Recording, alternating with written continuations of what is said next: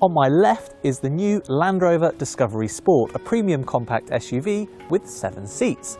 On my right is the new Kia Sorento, a 7-seater SUV that its makers would like you to believe is as premium as a BMW or indeed a Land Rover. On paper, the Sorento is both bigger and cheaper than the Discovery Sport, so in theory it should be the SUV of choice for big families. But is that the case in practice? Let's find out. Obviously, a big thing with both of these cars is how much space they offer. We know they've both got 7 seats, but let's have a quick look with the seats down, see how much boot space they've got. As you can see, even with that in, this is a big boot in the Land Rover.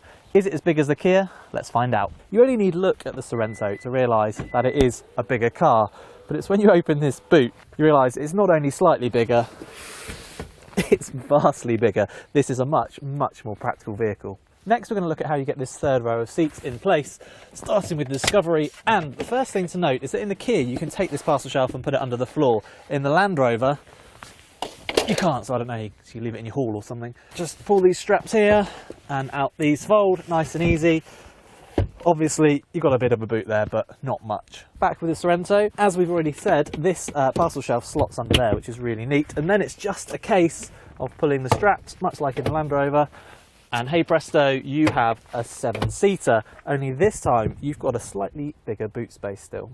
Right, back with the Discovery Sport, and let's actually see how easy it is to access these rear seats, bearing in mind I am a good 20 years older than most people will probably be using them. Right, I'm in, it wasn't too difficult, and actually I've slid this second row forward a bit, and there's a decent amount of knee room. My knees are kind of really up around my chest, and headroom is okay, but for occasional use it's going to be absolutely fine, to be honest. Other neat touches, there is a little heater control here with air vents and USB sockets so you can keep your phone charged up.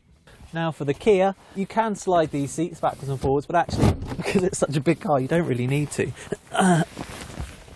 Climb in, it's not really any harder or any easier than the Land Rover to access these seats. Put that seat back. There is a fraction more leg room here, but obviously there's more in the second row. Headroom's about the same, and again heater control but no USB this time. And something I really should mention here is that the seats are a lot more substantial, a lot more comfortable, and you don't have your knees quite so much up around your chest.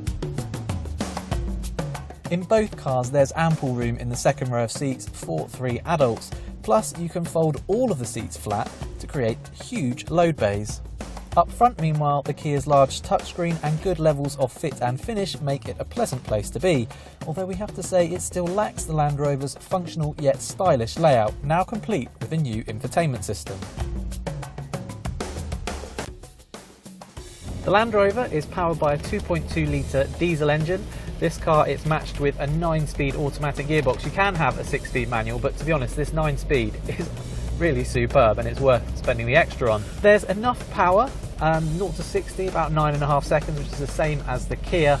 So while it's not outright fast, it is quick enough and there's enough mid-range torque. It is, however, a little bit noisy at town speeds, and on the motorway you get a bit of tyre roar as well. Coincidentally, the Kia is also powered by a 2.2 litre diesel engine, although it's actually a little bit quieter, a little bit smoother at low speeds than the Land Rovers. It's about the same in terms of performance, and you can have an automatic gearbox, although with this one we've got a 6-speed manual, and I have to say it's actually a bit clunky. The Sorento is also comfortable on a long journey thanks to its soft suspension and well-controlled road noise.